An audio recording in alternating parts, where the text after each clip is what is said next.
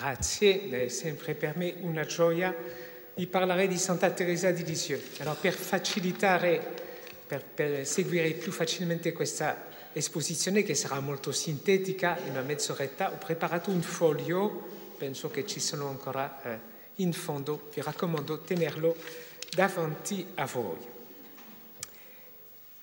La dichiarazione di Teresa di Lisieux, dottore della Chiesa, fatta da San Giovanni Paolo II nella Domenica delle Missioni, 19 ottobre 1997, è un grande avvenimento ecclesiale di cui si scoprirà sempre di più l'importanza.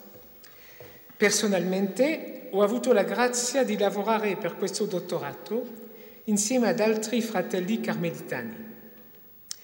In meno di 2 mesi, nel 1997, tra la fine di febbraio e la metà di aprile, abbiamo scritto la posizione del dottorato, un volume di 940 pagine.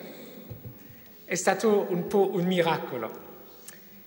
Questa posizione era la dimostrazione dell'eminenza della dottrina contenuta nei suoi scritti e della ricezione ecclesiale di questa dottrina in tutte le parti del mondo.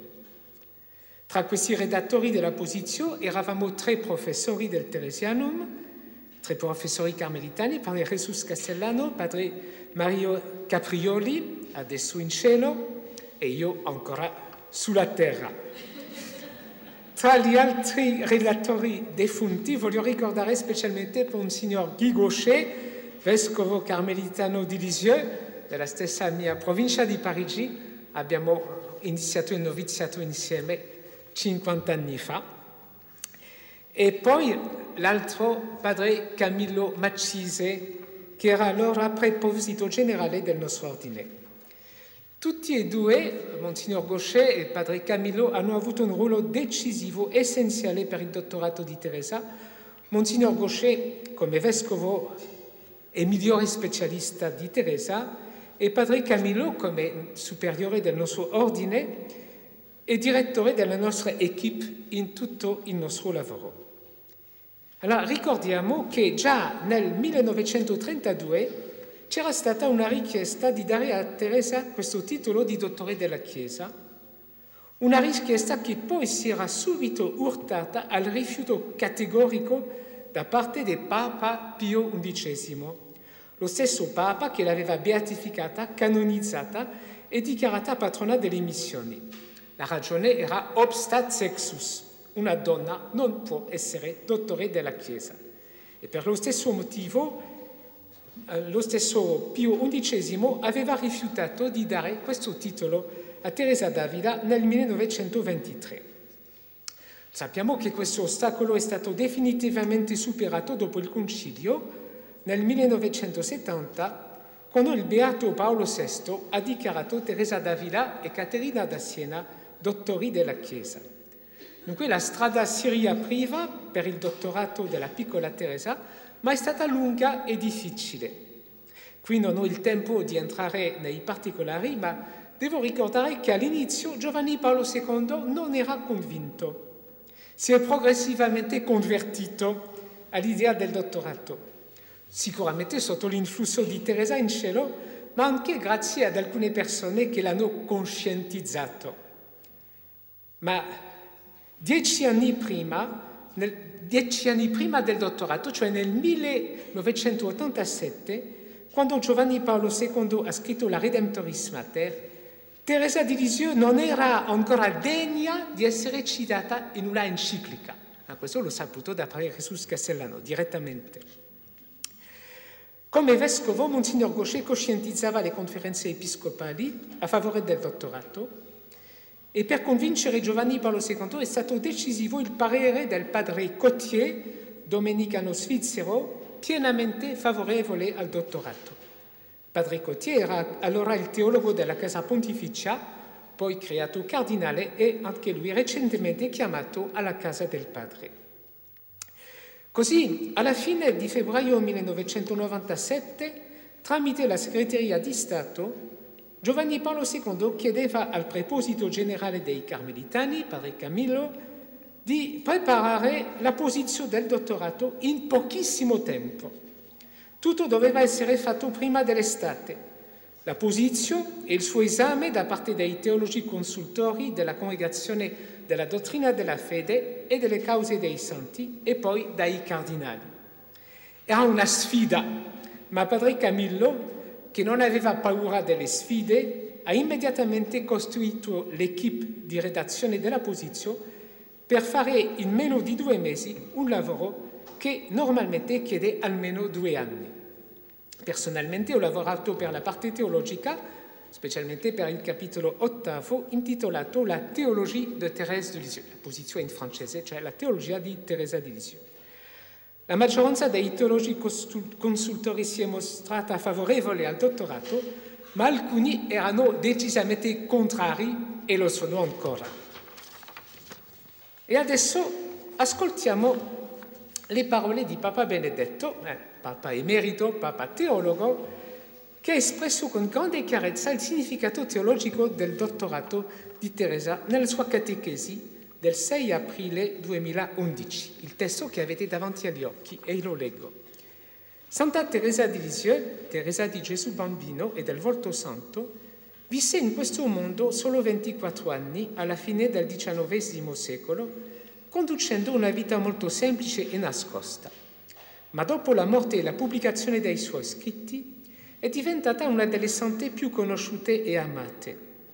La piccola Teresa non ha mai smesso di aiutare le anime più semplici, i piccoli, i poveri e i sofferenti che la pregano, ma ha anche illuminato tutta la Chiesa con la sua profonda dottrina spirituale, a tal punto che il venerabile Papa Giovanni Paolo II, nel 97, ha voluto darle il titolo di dottore della Chiesa, in aggiunta a quello di patrona delle missioni, già attribuitole da Pio XI nel 1927. Il mio predecessore la definì esperta della scienza amoris. Questa scienza, che vede risplendere nell'amore tutta la verità della fede, Teresa la esprime principalmente nel racconto della sua vita, pubblicato un anno dopo la sua morte sotto il titolo di Storia di un'anima. È un libro che ebbe subito un enorme successo, fu tradotto in molte lingue e diffuso in tutto il mondo. Vorrei invitarvi a riscoprire questo piccolo grande tesoro, questo luminoso commento del Vangelo pienamente vissuto. La storia di un'anima, infatti, è una meravigliosa storia di amore, raccontata con tale autenticità, semplicità e freschezza, che il lettore non può non rimanerne affascinato. Ma qual è questo amore che ha riempito tutta la vita di Teresa? Dall'infanzia fino alla morte, cari amici, questo amore ha un volto, ha un nome, è Gesù. La Santa parla continuamente di Gesù. Così, vedete, Benedetto XVI ci conduce al cuore della vita e della dottrina di Teresa. È Gesù, il nome di Gesù, l'amore di Gesù, il Vangelo di Gesù, in questa scienza amoris che vede risplendere nell'amore tutta la verità della fede. Questa espressione di scienza amoris, scienza dell'amore, utilizzata da Giovanni Paolo II per caratterizzare il dottorato di Teresa, è stata ripresa da Benedetto XVI nel suo discorso spontaneo del 19 marzo 2011, alla fine degli esercizi spirituali di Quaresima, in relazione con l'altra modalità della teologia, che è la scienza fidei, cioè la modalità intellettuale nel rapporto tra fede e ragione. Queste parole del Papa erano indirizzate a me come predicatore di questi esercizi. Diceva: lei ci ha inserito nel girotondo di questi santi e ci ha mostrato che proprio i santi piccoli sono i santi grandi. Lei ci ha mostrato che la scienza fidei e la scienza amoris vanno insieme e si completano, che la ragione grande e il grande amore vanno insieme, anzi che il grande amore vede più della ragione sola. Queste dunque erano le parole di Papa Benedetto. Nel girotondo dei santi dipinto dal Beato Fra Angelico, che era l'icona di questi esercizi, la piccola Teresa era la più grande con 4 meditazioni, dando la mano ad altri santi e dottori della Chiesa, specialmente a San Tommaso d'Aquino, che rappresenta eminentemente questa scienza della fede caratterizzata dalla ragione grande. Infatti, come la somma teologica di San Tommaso, la storia di un'anima di Teresa è una delle più belle sintesi teologiche con lo stesso contenuto, cioè Dio e l'uomo in Cristo Gesù, via, verità e vita, nelle tre parti della somma, come nei tre manoscritti autobiografici, manoscritti A, B e C, che costituiscono la storia di un'anima insieme alla preghiera nel giorno della professione e l'atto d'offerta all'amore misericordioso. Vi raccomando la nostra nuova edizione della storia di un'anima, proprio che prende come prefazione la catechesi di Papa Benedetto su Teresa di Lisieux. La principale chiave interpretativa di questa scienza amoris di Teresa è semplicemente l'atto di amore, Gesù ti amo, è il continuo battito del suo cuore, il respiro della sua anima espresso nel suo ultimo soffio. E lo stesso atto di amore è anche indirizzato a Maria nella sua ultima poesia, Perché ti amo, o Maria. Teresa stessa ha dato alla fine della sua vita la più bella definizione della sua missione in cielo come in terra, amare Gesù e farlo amare. Teresa è dottore dell'amore di Gesù e tutta la sua vita è come un luminoso specchio della vita di Gesù rivelata nel Vangelo. Così, nella più profonda comunione con Gesù, la storia di un'anima diventa come un riassunto della storia della salvezza.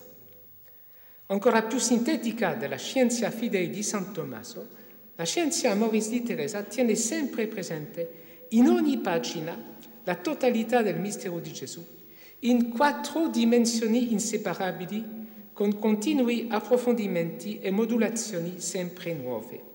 Si tratta sempre della stessa realtà di Dio e dell'uomo in Cristo Gesù, via, verità e vita, cioè del grande mistero dell'alleanza tra Dio, amore, e tutta l'umanità, in tutte le dimensioni del cosmo e della storia, della creazione e della salvezza.